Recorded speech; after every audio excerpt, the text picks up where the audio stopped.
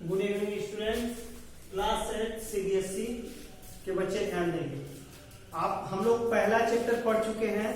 हाँ, एक बात और, मैं आप लोगों को इसमें क्वेश्चन आंसर कराने के दरमियान एक जगह थोड़ा मिस्टेक हो गया, उसको आप लोग ध्यान दे देंगे। चैप्टर 1 में जो आप लोगों का था, ये हम लोग का जो चैप्टर 1 में था, थोड़ा सा वहां पे ध्यान दे देंगे। ये मैं आप लोगों को बताना चाहता हूँ। चैप्टर 1 में आप लोगों का था, चैप्टर 1 जो था crop production and management, crop production and management, वहां एक क्वेश्चन था, उसको अच्छे ढंग से उसका सेंस अच्छे ढंग से नहीं निकल पा रहा था, तो वहां थोड़ा कंफ्यूजन वहां हो गया था। वहां मैं कर दिया था, आप लोग को ये दिया था इसमें फिल इन द ब्लैंक्स में, सी जो है fill in the blanks, fill in the blanks. यहाँ पे क्वेश्चन था, क्लियर नहीं हो पा रहा था। Third fill in the blank का थर्ड है, requires water at constant rate, requires water at constant rate, constant rate. एक इस तरह का क्वेश्चन था।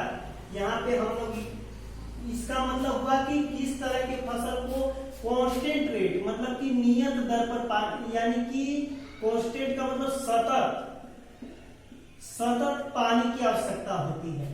तो यहाँ हम लोग वीट कर लिए थे मिस्टेक से, वीट शायद हम लोग किए थे।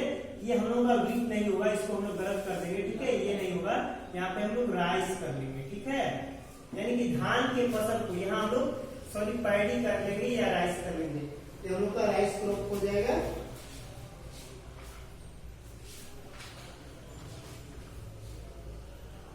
राइस कर लेंगे, ठीक है, राइस या मैजी जो कुछ भी ये कर लेंगे हम लोग। तो ये आप लोग थोड़ा सा इसको सुधार लेंगे अपना, सॉरी फॉर दैट। उसके लिए थोड़ा हम लोग क्लियर नहीं हो पा रहा था, हम लोग का थोड़ा कंफ्यूजन हो गया, उसके क्वेश्चन करने में थोड़ा हो रहा था, क्योंकि कुछ क्वेश्चन ऐसा था, कुछ मतलब कि इससे क्लियर नहीं निकल पा रहा। कर लेंगे। अब हम लोग चैप्टर 2 पे आते हैं। हम लोग आज चैप्टर 2 पढ़ेंगे। चैप्टर 2 है micro organism, friend and food, इसलिए इसको मैं बताना उचित समझा, आप लोग इसको कर लेंगे। अब हम लोग आते हैं अपने चैप्टर 2 पे, ठीक है, इसको आप लोग कर लेंगे। अब हम लोग आते हैं, आज पढ़ेंगे हम लोग चैप्टर 2। चैप्टर 2 है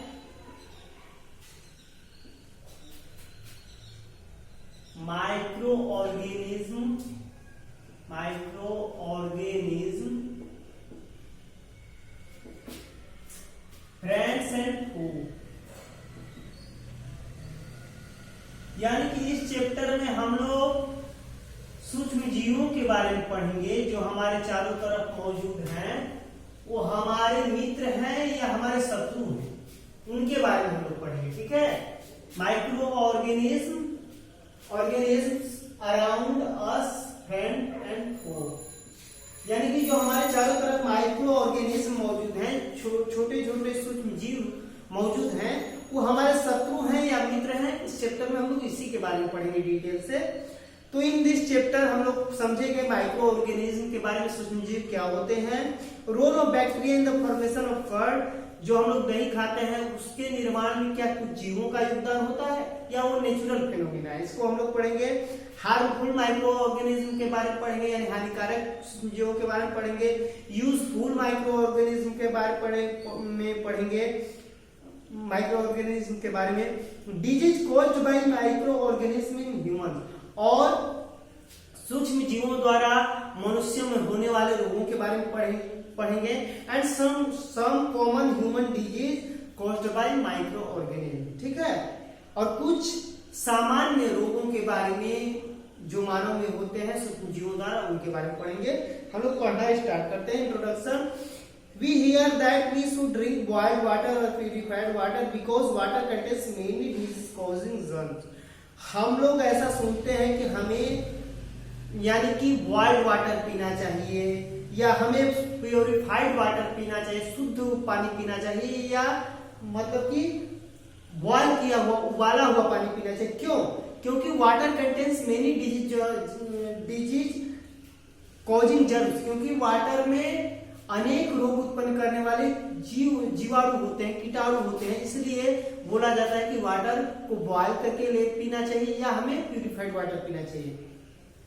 These germs are not visible by naked eye since they are very small. ये जीवाणु, ये कीटाणु हमें इसलिए नहीं देख पाते क्योंकि ये बहुत छोटे होते हैं, इसलिए नंगी आंखों से नहीं देखे जा सकते। They can be seen through microscope. इन्हें माइक्रोस्कोप से देखा जा सकता है, इसीलिए that is why they are called microorganism और microbe. इसलिए इन्हें सूक्ष्म जीव कहते हैं। ठीक है, इन्हें हम सूक्ष्म जीव कहते हैं या सूक्ष्म प्राणी कहते हैं। Micro organism are classified into 5 major group, और इन सूक्ष्म जीवाणुओं को क्या किया गया है, 5 भागों में मेनली क्लासिफाइड किया गया है। वो इस प्रकार हैं: bacteria, fungi, algae, protozoa and virus. These are divided into 5 categories. These are bacteria. Next is fungi. Third is protozoa. Fourth is algae. And fifth is viruses. इन सूक्ष्म जीवों को 5 कैटेगरियों में मिलने बांटा गया है। अब हम लोग let we will study one by one. Viruses are also microscopic. Virus भी सूक्ष्मदर्शी जीव है। They however reproduce only inside the cells of the host organism which may be bacterium, plant और एनिमल।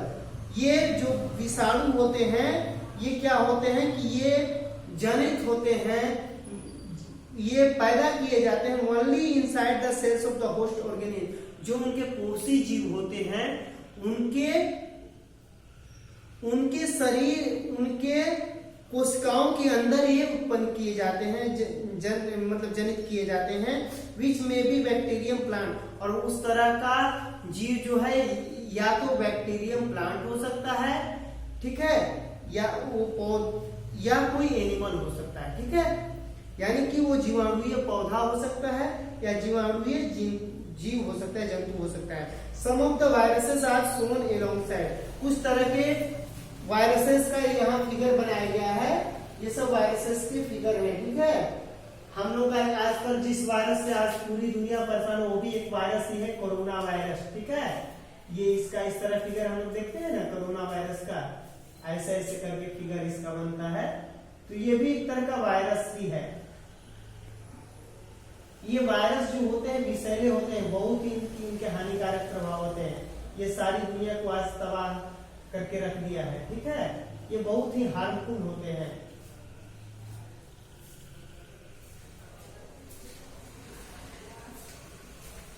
इस तरह कोरोना वायरस का figure बनता है।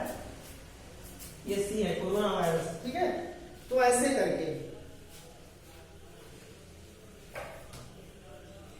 Common elements like cold, influenza and most coughs are caused by viruses. कह रहा है कि कॉमन एलिमेंट्स मतलब कि कुछ तरह की सामान्य बीमारियां जैसे कि कोल्ड, सर्दी हो गया, इन्फ्लुएंजा सर्दी, जुकाम, खांसी हो गया। ठीक है, तो ये सब विषाणुओं द्वारा जनित होते हैं। Serious diseases like polio and chicken pox are caused by viruses. कुछ तरह की गंभीर बीमारियां भी विषाणु द्वारा होती हैं, जैसे कि पोलियो भी वायरस के द्वारा ही कोज होता है।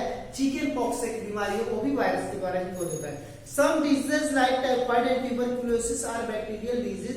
कुछ प्रकार के रोग जैसे कि टाइफाइड हो गया या ट्यूबरकुलोसिस टीबी रोग हो गया, यह जीवाणु द्वारा जनित रोग है। Disease like dysentery and malaria are caused by protozoa. और कुछ तरह के रोग जैसे कि डिसेंट्री जिसे हम लोग बोलते हैं, जिसमें कि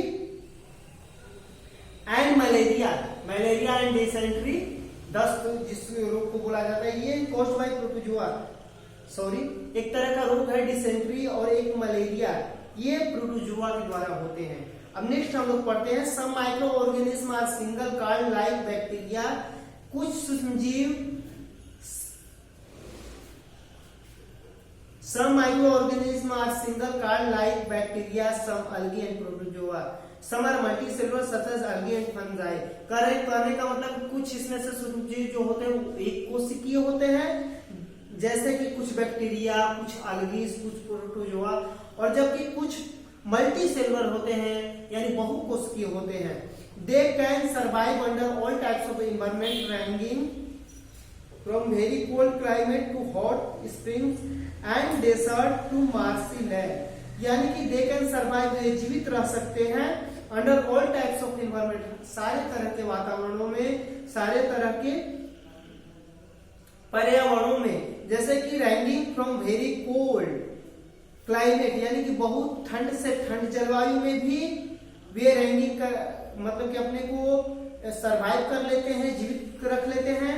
टू हॉट स्प्रिंग, गर्म जल के झरने में भी यहाँ तक कि वे जीवित रह पाते हैं, कुछ ऐसे भी सूक्ष्मजीव होते हैं। And deserts to marshy land, और दलदली भूमियों पर भी अपने को जीवित रख पाते हैं। They are also found inside the bodies of animal and human being, और वे क्या होते हैं कि वे जीवों और मनुष्यों के शरीर में भी पाए जाते हैं। कुछ तरह के ऐसे सूक्ष्मजीव होते हैं जो जीव जंतुओं के शरीर के अंदर भी अपने को सर्वाइव रखते हैं, जीवित रखते हैं, उनके शरीर के अंदर भी पाए जाते हैं। Some micro organism grow on other organism while other exist freely. कुछ तरह के सूक्ष्मजीव दूसरे जीवों के शरीर पर ग्रो करते हैं और वृद्धि करते हैं, जबकि वो जीव जिसके शरीर पर ग्रो करते हैं वो निश्चित रूप से विचरण करते रहता है। ठीक है, उस पर कोई प्रभाव नहीं पड़ता, उतना इफेक्ट उस पर नहीं पड़ता, और उसके शरीर के अंदर या बाहर सूक्ष्मजीव ग्रो करते रहते हैं। Micro organism like amoeba can live alone while fungi and bacteria में लिव इन कॉलोनीज। यानी कहने का मतलब कि एक तरह का सूक्ष्मजीव है अमीबा, जो कि अकेले जीवित रह सकता है, but while fungi and bacteria में लिव इन कॉलोनी, जबकि फंजाई और बैक्टीरिया यानी कि फंगस हो गया, यानी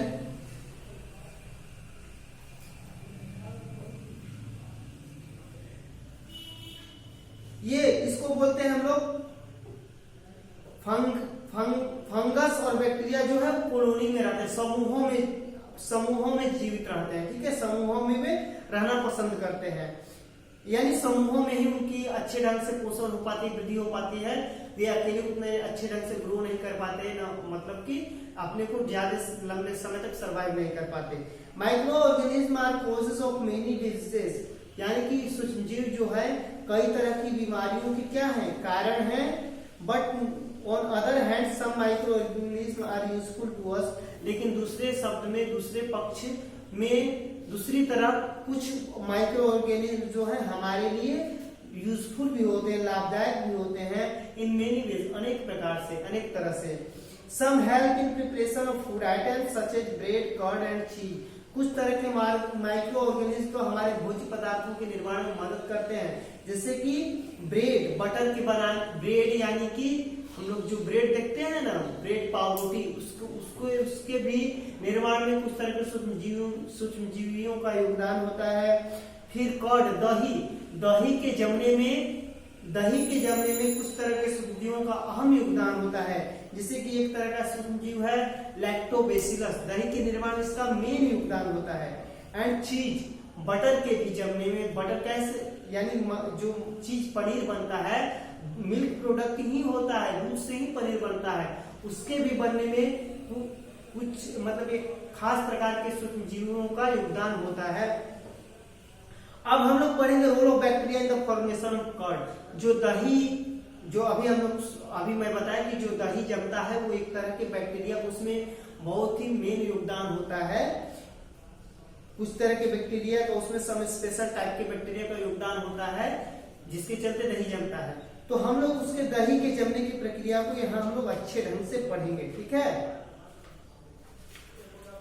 curd is a vital part of our daily diet. कह रहा है कि जो दही है हम लोग के नियमित भोजन का, दैनिक भोजन वाइटल पार्ट होता है, एक जीवंत भोजन होता है। इससे हमें शरीर को शक्ति मिलती है, शक्ति प्रदायक भाग होता है। Curd is formed when a protein called casein present in milk clumps together or coagulates to form a solidified mass। कह रहा है कि कर्ड का निर्माण होता है दही का, जब हमारे भोजन में curd is found when a protein called casein present in milk. जब दूध में केजिन नाम का प्रोटीन उपस्थित होता है, ठीक है, मिल्क ट्रंक में, तब तो दही का निर्माण होता है और कोगुलेट्स टू फॉर्म ए सोलिडिफाइड मास। और केजिन प्रोटीन जब मौजूद होता है तभी दही का निर्माण होता है, क्योंकि क्या करता है कि सोलिडिफाइड मास यानी कि एक तरह का, यानी कि दूध को फाड़ के थक्का टाइप का बनाता है। Casein coagulation takes place only when the milk is acidic. और यह केजिन कोगुलेशन दूध के फटकर थक्का जमने की उसको जो प्रक्रिया होती है, यानी कि कंपैक्ट होने की, उसकी जटिल होने की, यह कब होती है?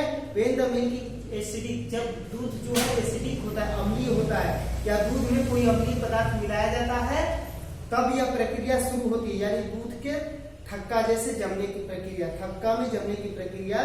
When we add spoonful curd to milk, ठीक है, जब हम लोग एक चम्मच दही को मिल्क में डालते हैं, it activates the growth of lactobacillus. तो यह क्या करता है कि यह लैक्टोबैसिलस जीवाणु के ग्रोथ को सक्रिय करता है।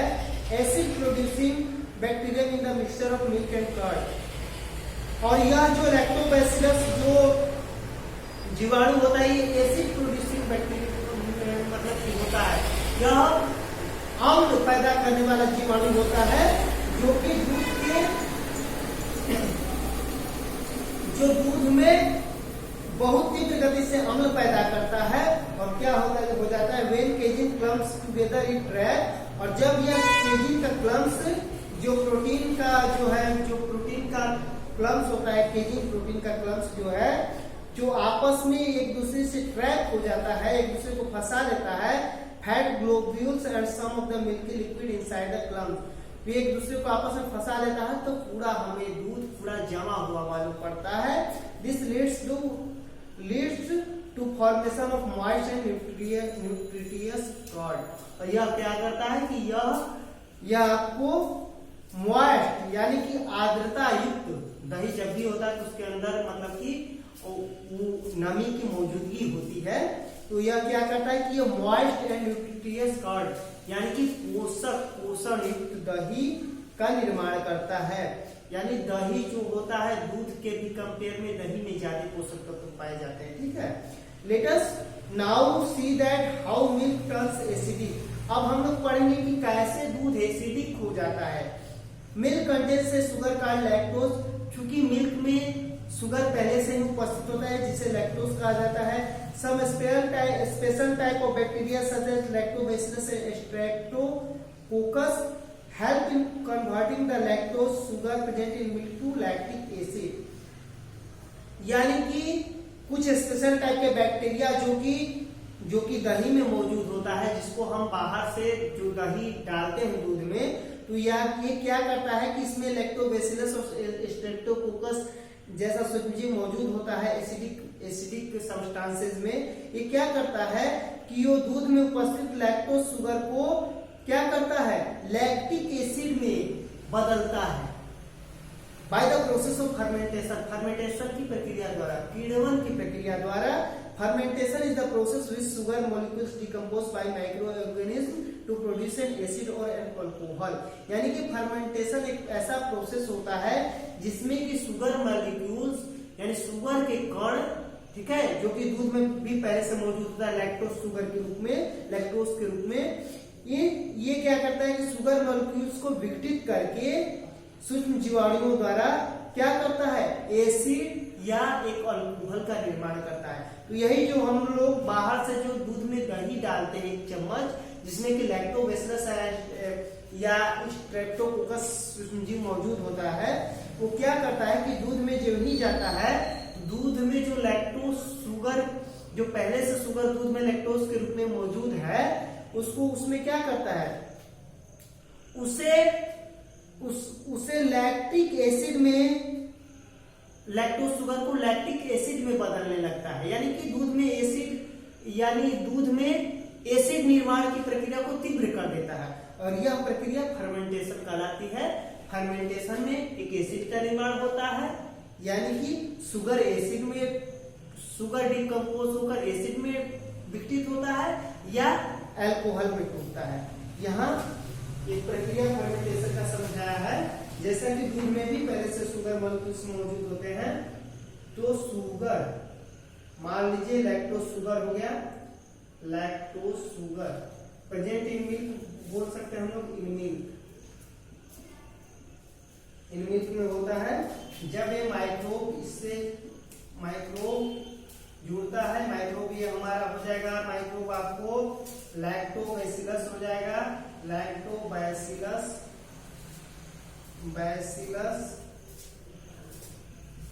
बैसिलस, ठीक है, या स्ट्रेप्टोकोकस जो भी है। तो ये क्या करता है कि या तो एसिड बनाएगा, एसिड बना के, जैसे कि लैक्टिक एसिड बना दिया, लैक्टिक, दही की प्रक्रिया को हम लोग समझ लेते हैं लैक्टिक एसिड, तो एसिड बना देगा। इस तरह जो हमारा पदार्थ बन जाएगा ये कर्ड, दही तैयार हो जाएगा, ठीक है।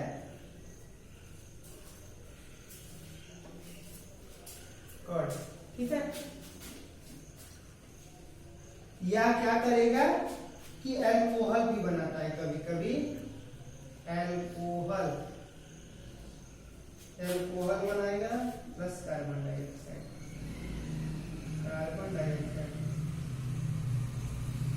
और दूध से दही में बदलने की प्रक्रिया को फर्मेंटेशन के नाम से जानते हैं। This process is known as fermentation. इस प्रक्रिया को हम बोलते हैं फर्मेंटेशन, यानी कीड़वन विधि, फर्मेंटेशन।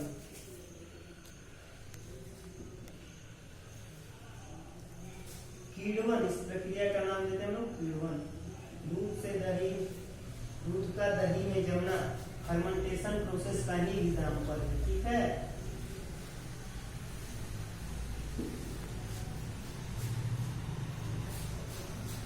अब हम लोग नेक्स्ट चैप्टर में अपना पढ़ेंगे commercial use of micro organism, सूक्ष्मजीवियों का व्यापारिक उपयोग कैसे होता है, medicinal use of micro organism, सूक्ष्मजीवियों का दवाओं में कैसे उपयोग होता है, एंड हार्मफुल माइक्रो ऑर्गेनिज्म के बारे में हम लोग अपना अगले चैप्टर में पढ़ेंगे, ठीक है। नेक्स्ट हम लोग पढ़ेंगे, ठीक है, ठीक है, थैंक्स।